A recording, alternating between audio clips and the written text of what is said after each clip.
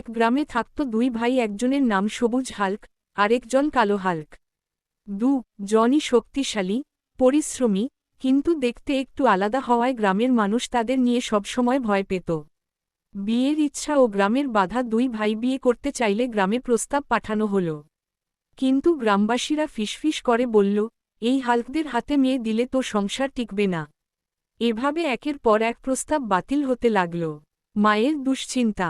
হাল্কদের মা একদিন দীর্ঘশ্বাস ফেলে বললেন, তোদের নিয়ে আমি মহা বিপদে আছি রে বাবা। সমাজ তোদের মেনে নিচ্ছে না। মায়ের চোখে তখন দুশ্চিন্তার ছায়া।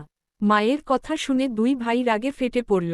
সবুজ হাল্ক বলল, মা, আর না, আজ যেখান থেকে পারি সেখান থেকেই বিয়ে করে নিয়ে আসব।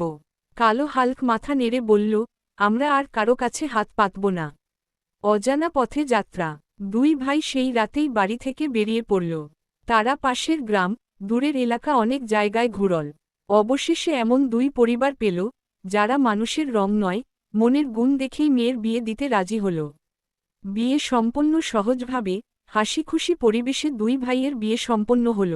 ঢোল না বাজলেও মনে ছিল আনন্দ, চোখে ছিল নতুন জীবনের স্বপ্ন। বউদের নিয়ে যখন হালকরা বাড়িতে ফিরল, মা প্রথমে অবাক, তারপর খুশিতে কেঁদে ফেললেন। তিনি বললেন, তোরা প্রমাণ করলি, সাহস থাকলে সব বাধা ভাঙা যায়। কিছুদিন পর গ্রামবাসীরাও বুঝতে পারল, রং বা চেহারা নয়, মানুষকে চেনা উচিত তার মন দিয়ে। সবুজ হাল্ক আর কালো হাল্ক তখন হয়ে উঠল গ্রামের সম্মানের মানুষ।